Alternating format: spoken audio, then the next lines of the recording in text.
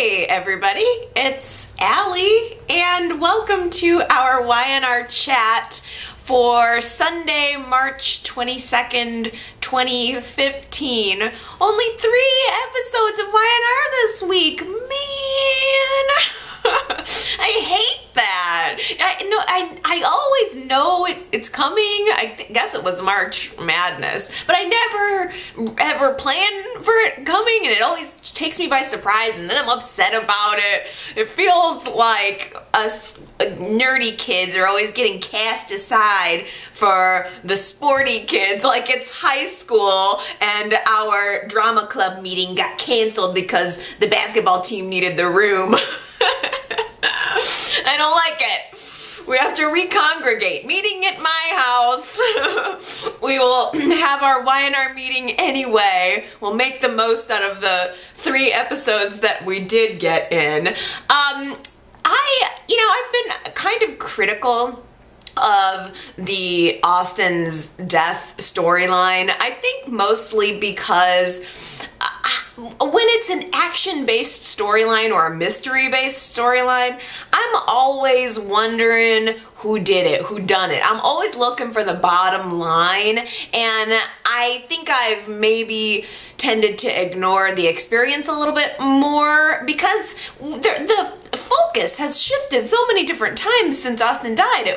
First it was Summer, then it was Abby, then it was Kyle, then it was Stitch, now maybe it's Sharon, and it's so confusing to me, and I just have had a hard time really getting into it because ultimately I think Austin is still alive, which makes the journey sort of moot in a way for me. But I got a really good voicemail from Ariel. I think it's honestly been about 2 weeks ago now, but I was so rushed with my last 2 YNR chats I didn't get a chance to mention it. But it's kind of been rolling around in my head, and I think it's a really good point. She left a voicemail through yrchat.com that was praising the Austin's death storyline, the cabin storyline, because first of all, it is showcasing the younger crowd. A lot of times the younger cast is sort of there in a supporting role and they don't really do that much. They're sort of in and out, but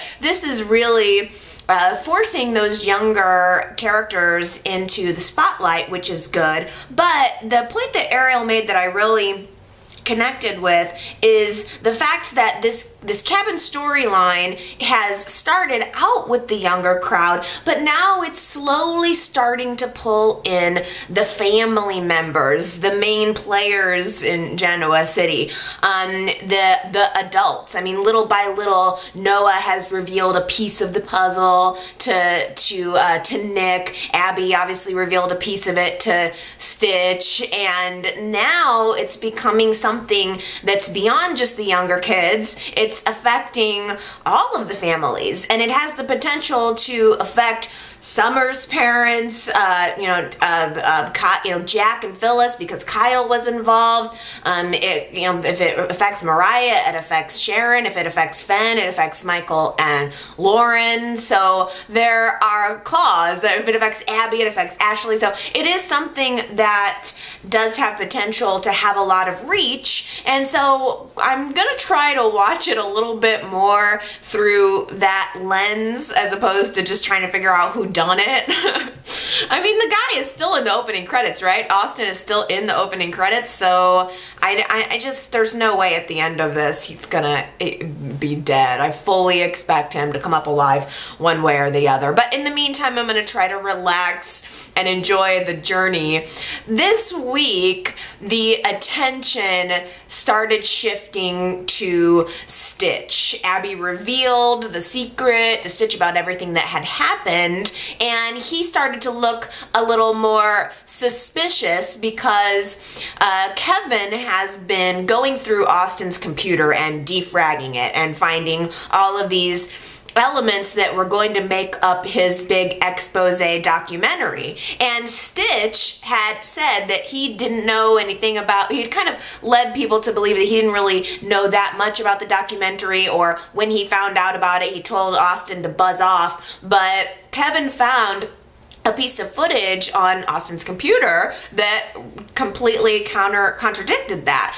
It was Stitch on camera getting interviewed by Austen. The tone of the interview had shifted in a negative way toward the Newmans and the Abbotts, and Stitch realized that it wasn't a friendly interview, it was an expose, and Stitch got really upset with Austen. In fact, he was almost enraged and had this sort of violent look in his eye. So naturally, in the landscape of everybody trying to figure out who done it, all of the kids rushed to the conclusion that Stitch must have had something to do with it. And so the whole tone of the week was Stitch did it, which is exactly why I know it's not true.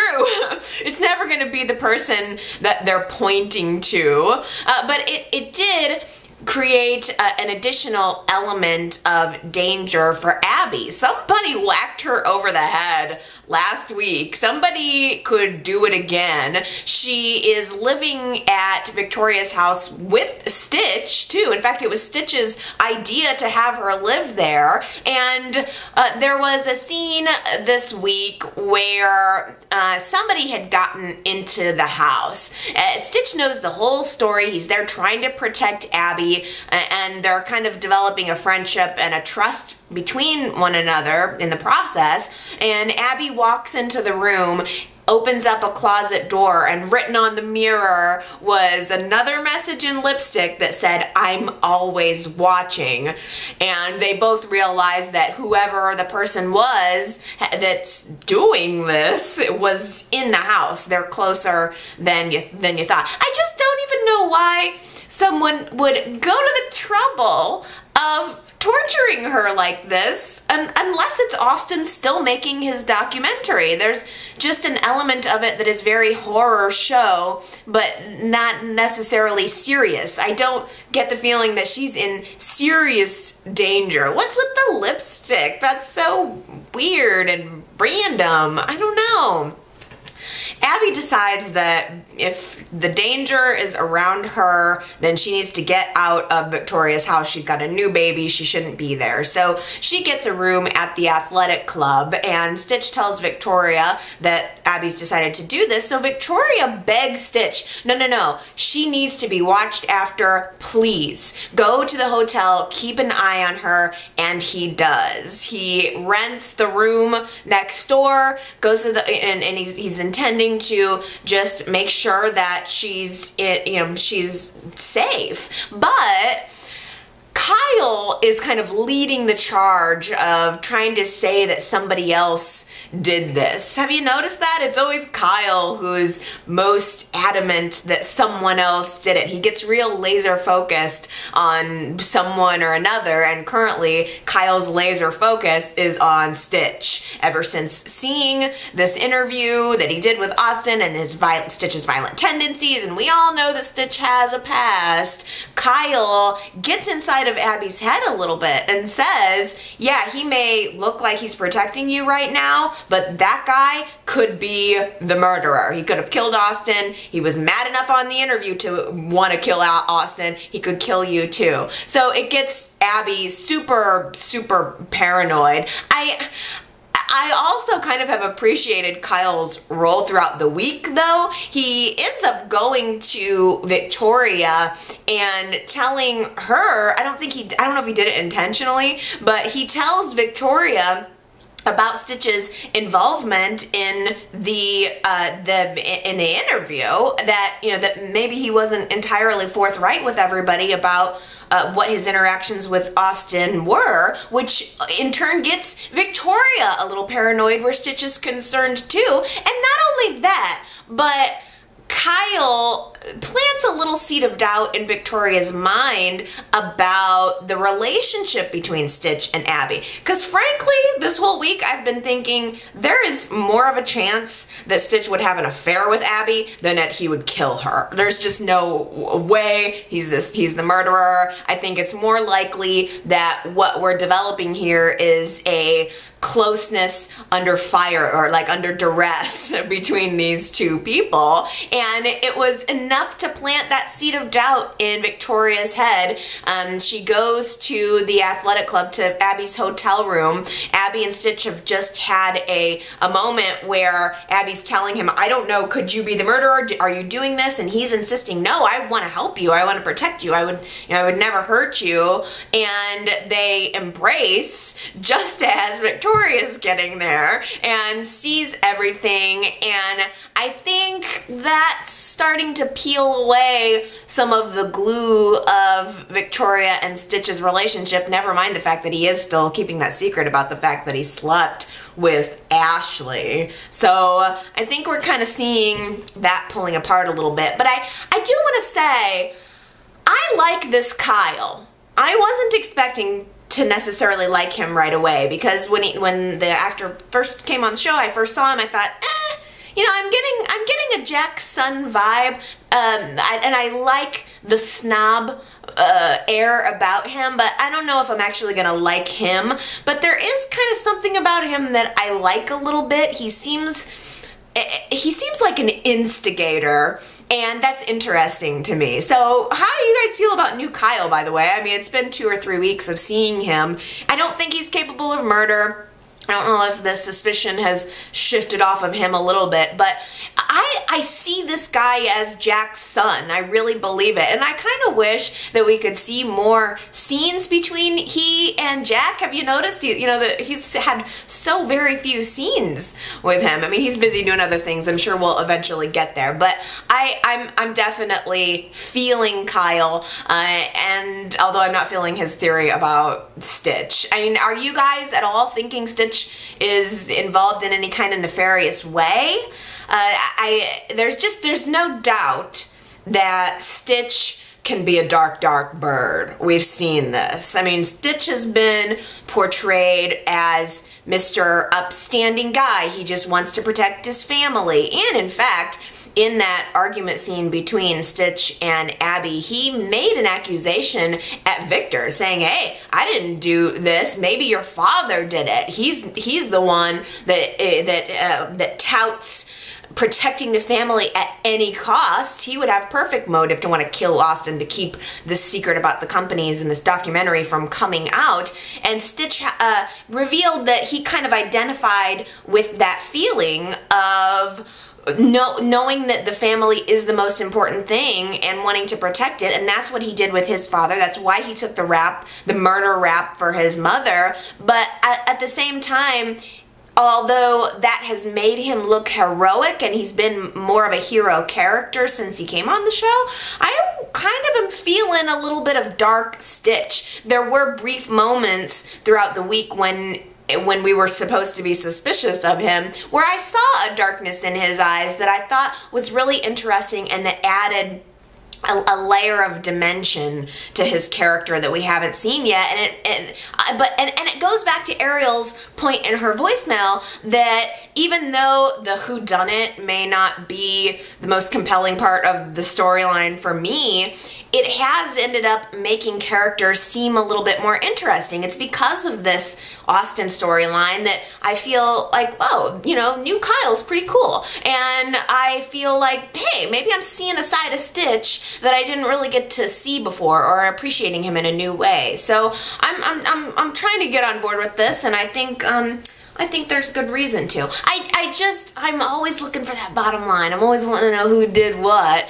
And it was shocking to me that the tone of that storyline started shifting toward the end of the week as the kids are all at the coffee house. Kevin's hacking away on Austin's computer. Summer's there. Noah's there. Sharon shows up in the background, and she's got her ear listening to everything the kids are saying about Austin in the documentary, and all of a sudden the focus starts to shift on Sharon. What does Sharon know about this? Again, goes back to Ariel's point. It's now starting to engulf this story, a simple storyline. What was a simple storyline is starting to engulf the major characters of the show. And now Sharon's eavesdropping. There was a nice little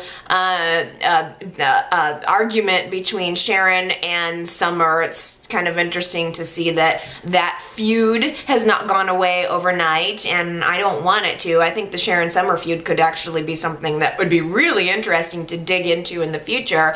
But the more important part was that Sharon seemed overly interested, suspiciously interested in what they were all talking about, and she couldn't wait to get her hands on Austin's computer. The second those kids were out of the room, I don't know why they would leave this key piece of evidence, a computer laptop, sitting on a chair in a public place, leave it unattended. I don't know why they would be that careless, but next thing we know, Sharon's got her grubby fingers on it, and she's as if she could do anything. Sharon, I don't know though, she switched those paternity test results, so apparently she is a computer genius. Maybe Sharon can get in there and defrag those files or decode them or whatever. So, but of course she gets caught with her hand in the cookie jar. Everybody comes back and it's like, what are you doing, Sharon? And Summer had planted yet another seed of doubt in Noah's mind, where he's thinking, you know,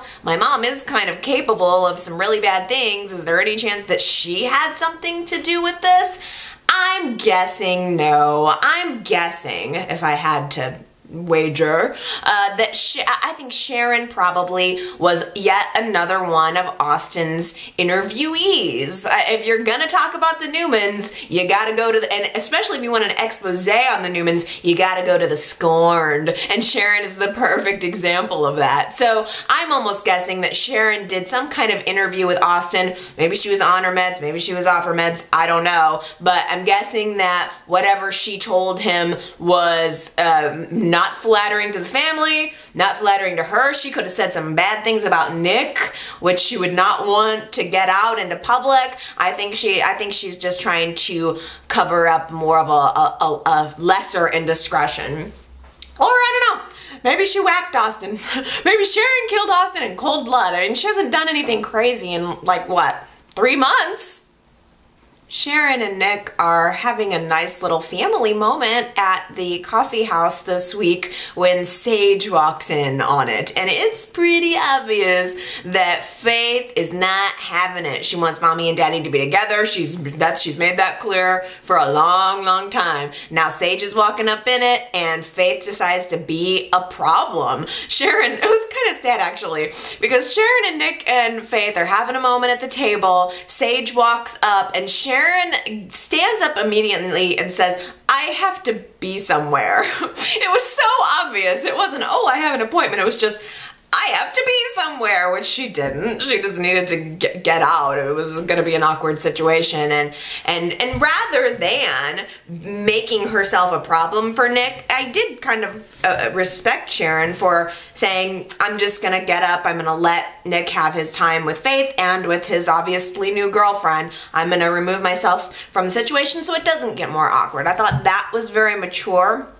of her, but there was this, then it didn't, that Sharon leaving didn't stop it from getting awkward, because Sage is trying to get to know Faith. Sage is interested so very much in a relationship with Nick, yet Faith is a big old roadblock, and every time Sage tries to ask her a question, she gets nothing but ice, a little icy child. And it was kind of giving me all over again the Avery thing. I mean, it's kind of the exact same story as when Nick and Avery were together. Faith was there as an obstacle to their relationship, and I don't know if that's where we're headed again.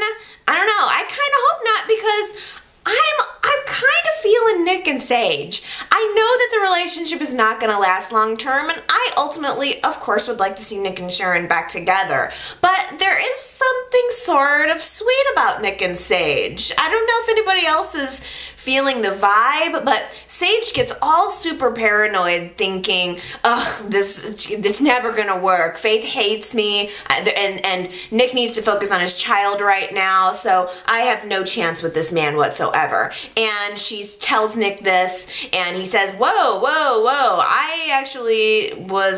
I wanted to apologize to you for Faith's behavior, not tell you that it's over. And they have this sweet little moment and they kiss, and I kind of felt it. The reason mostly being because I think Sage has really been through the ringer. I get the sense from her character that she's never really felt good enough. She's never really felt loved. She was a little bit of an outsider coming into this rich family with Constance, and she had said before, Constance took me in as like a granddaughter or a daughter, but not quite. I never felt like I was really on the inside. I was always adopted. And Sage then fell in love with Gabriel, and he was Mr. Fun guy everybody loved. So many stories, getting into trouble. And he didn't love her the same way she loved him. She probably looked at him like he was the ideal man, and he just didn't feel that way about her. In some ways, he probably always saw her as an outsider. Then she gets trapped up into Adam's whole drama mess. Adam is mean to her. He's vicious to her. And I think Sage is a fighter. I think Sage is someone who's had to fight back at many points in her life, and I like that she's able to give it back to Adam, but I also feel sorry for her because it's an untenable situation. This marriage is a sham. It's gotta be horrible to look at the face of the man that you loved, know that it's not him, and in fact, he can't stand you. He only wants another woman. So she's got a lot of issues. And in that scene in the athletic club where Nick and Sage shared the kiss, I think I enjoyed that scene so much because I was looking in her eyes. And the way she was looking at Nick, to me, said, this is the only person that I've ever kissed who I felt was really kissing me back and might actually love me back, that might actually return my feelings. This feels reciprocal and mutual, and I get the sense that she's never really had that before. I mean, for crying out loud, the whole Billy and Chelsea engagement party was excellent. I really, really enjoyed it, even though I wasn't under the illusion for even a moment that Adam was going to reveal himself. But I enjoyed the toy. I really did, because I think where Adam is in his evolution is now at a place where he wants to tell the truth.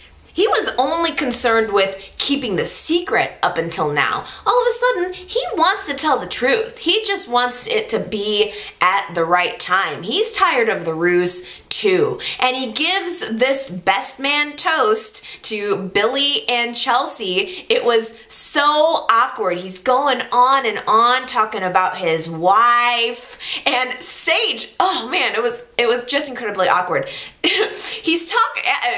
Adam's talking about his wife, looking at Chelsea, and Sage actually had to go stand next to Chelsea so that it wasn't so obvious who he was talking about and that it wasn't her. Everybody in the room that knows the truth, well, Sage and Jack, are trying to cover up for Adam, like, don't do this now, don't do this now, because everything in Adam just wanted to tell the truth. He wanted a big grand reveal and damn the consequences. And the look in Chelsea's eye was almost like she was starting to understand, or like she had some level of connecting in with what he was saying, or maybe she just wanted to. But it was really exciting to me, maybe kind of a preview for when the truth is revealed. I loved the way Jack pulls him aside, pushes him out of the room to prevent him from saying anything more. And they go into the Abbott dining room, and Jack gives Adam this great, great speech. He really emphasized trust and patience. And I understand that you want to reveal all right now, but you need to trust that if you and Chelsea, well, actually, first of all, I will say, Jack threw out something that I don't think Adam has ever considered before. Jack said to Adam, maybe you should just give up.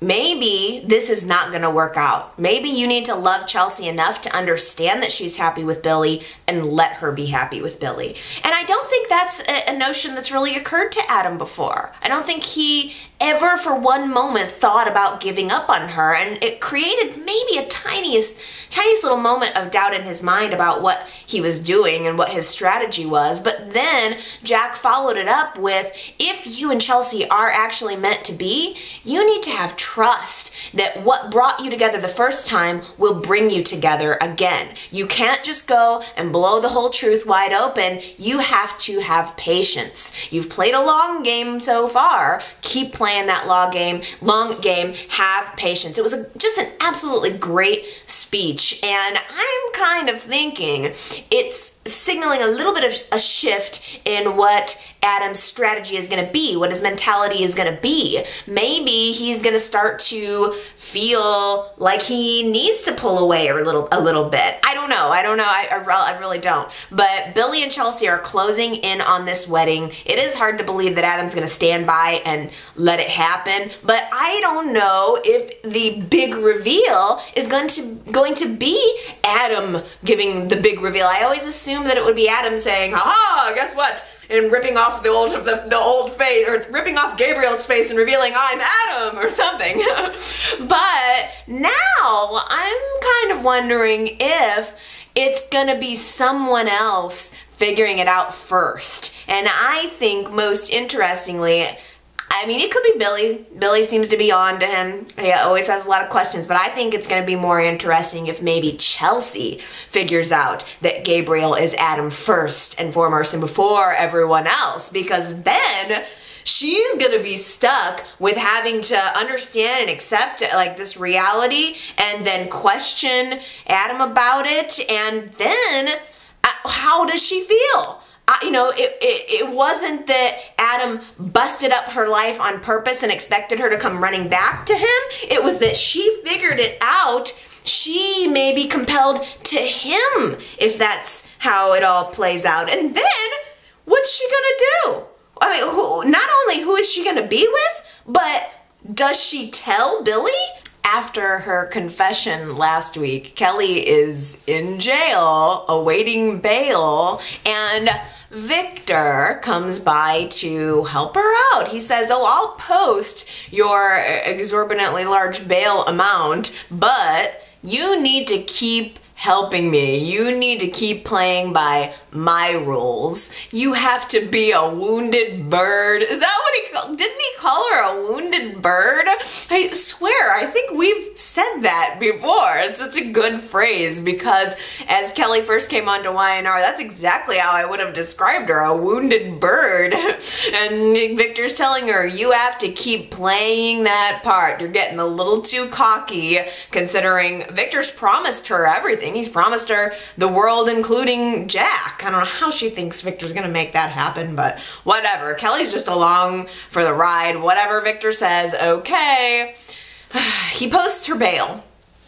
He puts her up in a hotel room at the athletic club, the one where she used to work, by the way. I can't believe that Kelly hasn't been fired from her job at the athletic club. If what she said, I mean, she isn't at a trial, but she confessed, and if what she said was true, not only did she poison one of the guests at her job, but she went in and erased all of the video footage that showed her doing it. So there was even a scene between Kelly and Lily this week, and I was waiting for Lily to fire her, which didn't end up happening. I would think she would be banned from the premises, being the crazy person she is. But no, she gets a room at the athletic club. She's in her robe, feeling all good, like, I just got away with everything. Everything's gonna work out. She orders a bottle of champagne, has that chilling on the table in the background, reveals that she has bought a one-way plane ticket out of Dodge. And Phyllis stops by. She wants to have her confrontation with Kelly and and tell her exactly what she thinks. But throughout the process, Phyllis happens to see Kelly's one-way ticket out of town. Kelly realizes, uh-oh, Phyllis is gonna call the cops and tell them that she's jumping bail, and then her entire plan is gonna be ruined. So Kelly grabs that big old bottle of champagne and thuds Phyllis over the head with it, knocks her out completely. Can you even imagine how much that would hurt? I mean, that could be a death blow right there. Phyllis is on the floor moaning. And I'm telling you, the shot of Kelly's face right after she hit Phyllis with the champagne bottle was priceless. It was probably what I would consider the moment of the week. I mean, she's like it shoots, the camera pans in on her face and she's just looking like, oopsie. I mean, she's completely out of her freaking mind. Do you guys remember when this actress was first cast in the role of Kelly? She came onto the scene and she was the classy, sophisticated version of Kelly that was interested in classical music, and she was viewing or listening to Vivaldi in the park with Jack, and now she's got crazy eye, crazy face, and she's smashing somebody over the head with a champagne bottle. I love it. I gotta be honest with you, it's fantastic for me. I personally like this version of Kelly more than I've ever liked her. I think the character now has something more than just a snootiness about her. I think I like seeing her come unglued a little bit. I think, again, we're getting some dimension out of characters that needed it, that really needed that feathering. I also, by the way, am really digging her makeup this week. She looked good. The hair is finally in a good place, and the makeup, especially in that scene, I don't know if it was the shadowing or what, but the scene in the hotel room and the follow-up scene when she went to go get Victor to help her out, she just looked really, really good. So I'm glad that we're getting that character where she needs to be. Kelly, yes, rushes out of the room, realizes her oopsie, rushes to Victor to try to tell him everything and get his help. Jack is calling Phyllis. She's able to pick up her phone and communicate where she is, and Jack rescues Phyllis. He goes to the hotel room and, has Paul there with her, and Paul wants to put out an APB on Kelly, and Jack makes sure that Jack, in quotes, makes sure that Phyllis is okay. They both go home and they're talking about this situation and wondering how Kelly was out on bail in the first place, who could have paid her bail, and they realize together that Victor was the one who must have done it. So Jack and Phyllis go to Victor's house where he's just had this conversation with Kelly. Like, you want me to clean up your mess? Okay, I guess I'll clean up another one of your messes. But again, this is what you're gonna do. X, Y, Z, don't mess it up. So Jack and Phyllis are in Victor's living room wanting to rip him a new one when Jack gets this phone call from Kelly. And Kelly is going on about how everything she's done, she's only done because she loved him. And as soon as she hangs up the phone, you see this look on Kelly's face like, I am doing this because Victor told me to. And it's working perfectly. Victor is orchestrating this perfectly. Not only does he know what crazy Kelly's gonna do, but he is orchestrating it from behind the scenes. Jack is on the phone with Kelly, coaching her, saying, Kelly, you need to just come back in town. We'll get you a lawyer. I will help you. And Jack is giving off this air of concern for Kelly, which, by the way, is natural. He loved her at one point. He feels responsible for some of the things that have happened with her, and it would be natural that he would try to assist her. Doesn't want her getting caught up in any of this mess, and didn't want this for her. But Phyllis hears it all going on in the background. She has been feeling insecure And the second Jack hangs up the phone, Phyllis starts laying into him like, oh, what, Jack, did she say that she loved you and she only did it for you, and here you are wanting to help her? So it's driving the wedge between Jack and Phyllis. Frankly, I don't think that Victor needed a Jack twin or a third party to do that. I think that Phyllis's insecurity about Kelly would have driven the wedge between them, all on their own. Unless the guy is not Jack. I know that this twin theory is, I don't know, maybe it's controversial, but I wonder if the guy that was sitting in the living room, the guy that went to go rescue Phyllis and was sitting in the living room with her was not Jack. I wonder if he sort of orchestrated, or this Jack twin has been orchestrating this whole thing and showing concern for Kelly just to make Phyllis jealous, just so that he and Phyllis would be apart. So that's kind of my theory. That's what I'm thinking. I've said it for the last couple weeks in a row. I tell you, the storyline is crazy. Kelly is crazy. We saw the preview from Wednesday's show that had Kelly, I think she was even at Jack's house. She was screaming at Phyllis saying, "You deserve to die." And then she takes a knife and stabs it right into her stomach. Blood spurt. Now, there has been so much blood on YNR for oh my goodness, since the whole big disaster week. I've seen more blood on YNR in the last couple weeks than I think I've ever seen. It's insane. But you know, at the end of the day, I'm gonna tell you right now, you are gonna turn on YNR, you are gonna watch Monday's show, you're gonna see that whole stabby scene, and then we're all gonna realize it was a dream/fantasy sequence. Nikki is so totally in over her head with covering up what really happened at Christine's accident. I understand and appreciate that she wants to protect Neil. She feels, I think, that she wishes someone would have protected her when she was in the midst of her drinking, and she has this loyalty to Neil. She has an understanding of what he's been through, but she needs some help. The prosecution is moving forward on a case against her. They think, rightly so, that the car swerved into Christine. Christine didn't run out into the middle of the street. The car swerved. And frankly, they have the forensic evidence to back this up. I'm sure there's tire tracks from the accident, and they have witnesses. The car swerved, which makes it look like Nikki did it on purpose. All she would have to do would be to reveal the truth, but instead she's sticking to a story that is completely contradictory to all of the evidence. Victor had a line this week where he's questioning her about it after a very intense meeting with her attorney.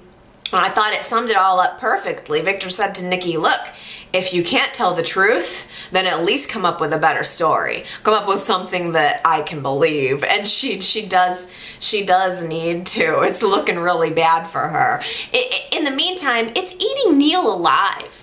I don't think that this is doing him any favors by forcing him to keep the secret. In the same way that it wasn't really doing Summer any favors to insist on covering up the murder to save her from something. I mean, I don't know, maybe I'm an honesty is the best policy kind of gal, but it's not helping Neil to recover from what happened by keeping the secret. He's sitting in a bar on St. Patrick's Day. The poor bartender tried to offer him a green beer, and he's like, oh no. He was really rude to the bartender too. He was just like, I don't want green beer, give me a vodka. And not only that, but the bartender goes to pour the vodka, and Neil kind of grabs his hand and pours a little extra, and it was aggressive. Neil is out of control. That bartender took it easy, because I would have been like, oh, you touched me? You're getting thrown out.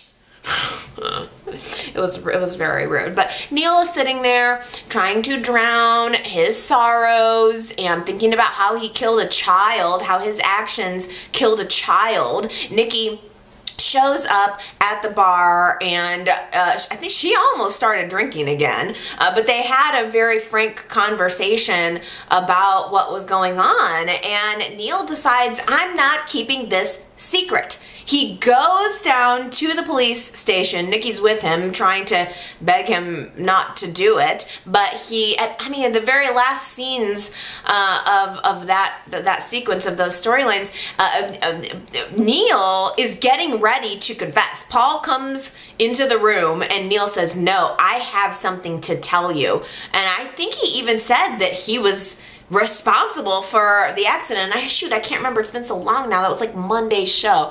But it looks like Neil is getting ready to confess, and it actually needs to happen. I'm thinking about a comment that Gary had left on my voicemail this past week, and he was thinking, well, Neil is going to end up confessing to this, and how is it going to make Christine feel when Paul is all of a sudden focused on Neil, and now he can't help himself from going back to defending Nikki?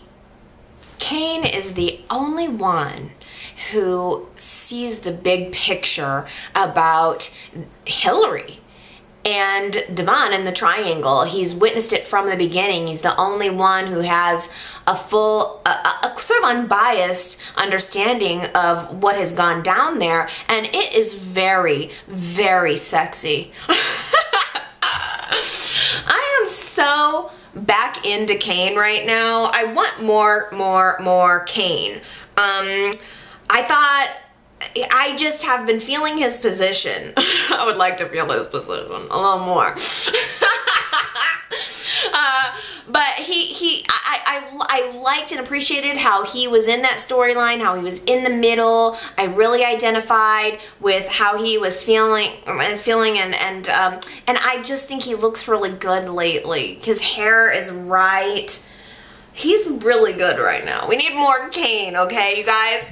He starts kind of, there's a scene at the athletic club where Hilary is still trying to keep up the ruse, still trying to pretend that she is the evil genius, which I really, really enjoyed, by the way. I enjoy this, this act that she's putting on. I think, again, we're getting more dimension out of characters that needed it, because even though Hilary isn't the evil genius or isn't the, the mastermind, I like seeing this side of her character, that she can pull it off and deliver these lines in such a bitchy way is so right for me. She comes up to Devon, clearly wanting to know what the follow-up is with Neil, what's going on. She clearly cares about them, or she'd be out of town. She wouldn't have to stick around. She's saying, oh, he's still my husband, I have a right to know. Whatever. You're not emotionally removed from the situation, and it's quite clear to everyone, or excuse me, it's clear to no one except for Kane.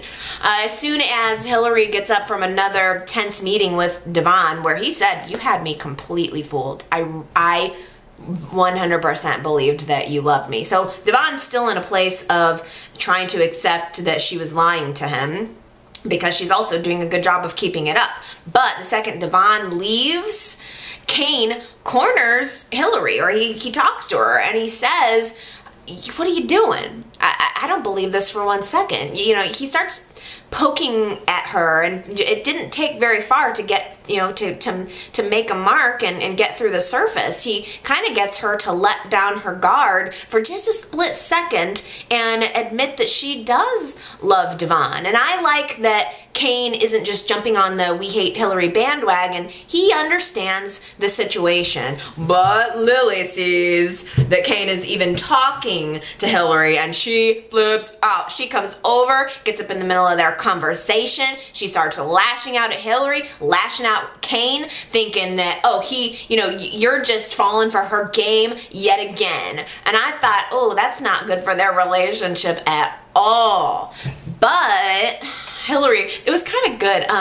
gosh, I think Hilary even said something like, I would love to stay here and hear all of the ways that you think I'm conniving, but, you know, save it. I already know. I like Hilary's quips. And she's got a lot of good one-liners. And, like, the way she ended and just walked off on Lily was really good.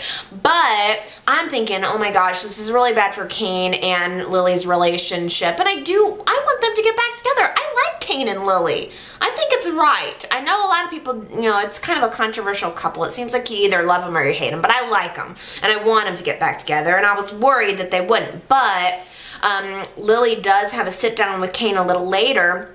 And she agrees that the only way they're going to get through this is if she tries to forgive him. So they had a moment where they both touched hands, which I thought was very, very tender, and I felt it and I appreciated it.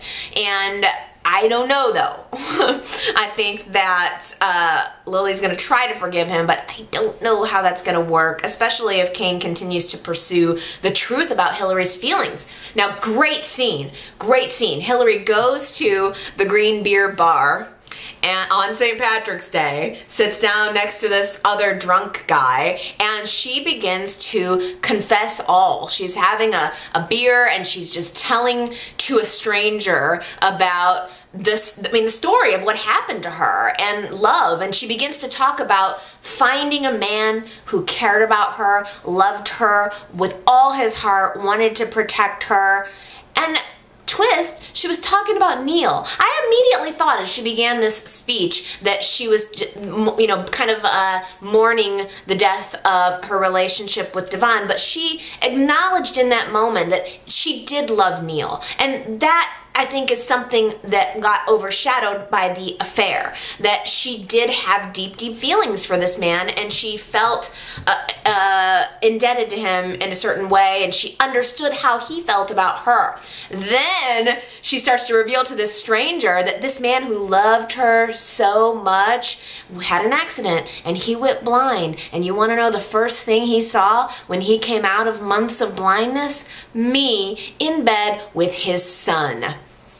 Then she goes on to talk about her feelings for Devon and how she really felt that Devon was the one true love of her life. It was a great, great speech, just really revealing her internal dialogue. I think a lot of what Hilary was feeling did end up getting drowned out by the affair and by everything that Devon was going through and constantly pushing the relationship. And I didn't feel until that moment that we got a really good explanation and sense of where Hilary was coming from. And at the very end of that scene, too, she said something, somebody said something about her being careful. Maybe it was the bartender, like, it's dangerous out there or something. And she said, no, I'm the dangerous one. I'm the one you gotta look out for.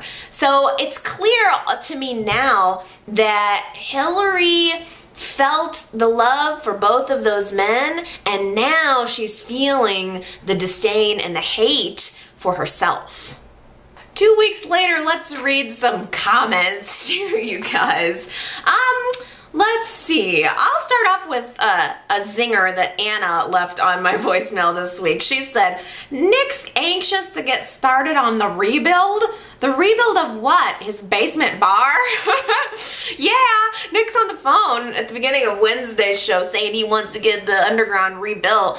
Dude, it was a creaky old building and it was a dingy old thing in the first place. I got the feeling that Nick bought that bar because it was sort of something that Avery sort of pushed him into. I got the feeling that Nick bought the bar on a whim. It wasn't really like Nick's lifelong dream to own a bar. Nick doesn't even strike me as a bar guy, yet at the same time he's all about this bar. Don't rebuild the underground, YNR. Forget the underground. Let the underground stay dead. Let's give a new project to Nick. Something a little more fresh, something a little less dark. I'd rather see him play an electric guitar than hanging out at the underground. It's ridiculous. A second part to Ariel's voicemail, she was saying that she believes Billy and Victoria will ultimately find their way back together, which I agree. I think we're seeing Stitch and Victoria pulling apart, and we're seeing Adam getting ready to worm his way into Chelsea's life. So the gravitation, I think, is, I agree, going to be Billy and Victoria coming back together. Ariel also says, yes, Adam and Chelsea will get back together. And then she's seeing the building of a Stitch, Abby, Ashley triangle, and I think that's very interesting. I'm kind of feeling it because it is weird to have a mother-daughter fighting over a guy, but if Victoria's out of the picture, and she may very well be, we're definitely seeing Stitch and Abby getting closer. They've been through something. And also from the previews of next week's show, I think Ashley said something to Stitch, like, are you having an affair with my daughter, or something. She was accusatory there. So I wonder if that is the direction that we're headed in, and if so, that's okay with me. Lori Ridgway on Facebook said, Noah is the new Victor, taking control of the younger generation. I like that comment. I like that idea. And here again, I know I've been critical of the Austen Cabin Death storyline, but we are seeing a lot of Noah. And I like seeing Noah step up. I was not really feeling that recast and that actor for a while, but I like him now. And I like seeing him in control, in charge. I like the way he delivers. I like the way he presents himself, holds himself in a scene. So I think it's good. I like seeing more of Noah, and I like the idea of him being the new Victor. Let's see. Jennifer Budin on YouTube says, could Kelly be pregnant? She did faint. That could be what ultimately destroys Jack and Phyllis's relationship. I wonder about that. She did faint. Do you guys think that Kelly could be pregnant? You know what? She could come up pregnant. And, I mean, they did sleep together, first of all. Or she slept with somebody. You know what? That could be it, though. Kelly could end up pregnant, and it might not even be real Jax. It might not even be fake Jax. It could be somebody else. Kelly could end up pregnant and come back into town and insist that it's Jax. If Jack had a twin, it might look like it was his DNA, just saying. I think that's an interesting idea. Aunt Daisy on Facebook says, I wonder if Victor's new obsession to get Jack might have everything to do with Adam. When Jack and Victor were together in the collapse, in his near-dead state, Jack almost revealed to Victor that Adam is alive. It's possible that Jack did tell Victor that Adam is alive and is Gabriel, and we just weren't shown it. Jack, knowing Adam is alive and not telling Victor, would enrage Victor, and what else is Victor to do but go after Jack, thus the war.